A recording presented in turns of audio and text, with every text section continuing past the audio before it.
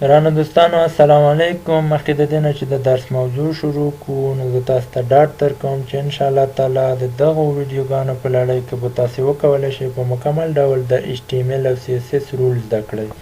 نو راځئ چې د خپل درس موضوع شروع کړو چې ویب څه شي ته وایي. ویب د متصلو کمپیوټرونو ټولګه ده چې ویب سایټونه لري. نو ویب سایټ څه ته وایي؟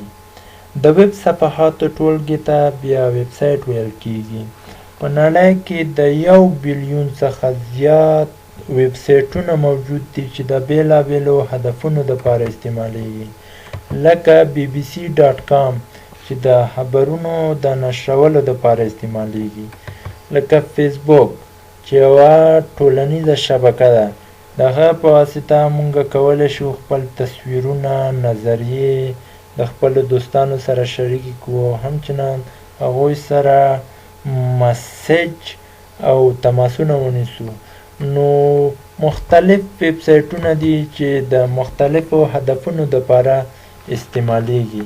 دا ویب سایټونه د کوډینګ په واسطه منځته راځي او یا هم جوړیږي.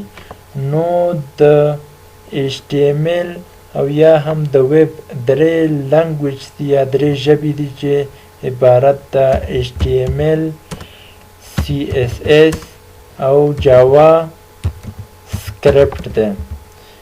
HTML هایپرټکسټ مارک اپ لنګویج چې د هغه په واسطه موږ کولی شو د ویب سایټ صفحه جوړه کړو.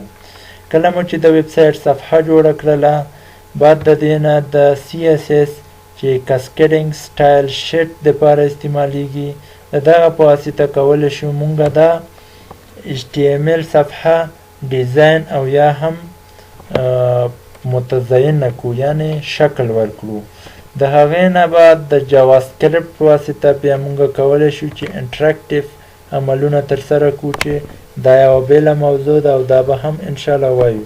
کله چې ویب سایټ جوړ شي نو دغه ویب سایټ په براوزر کې خلاصیږي.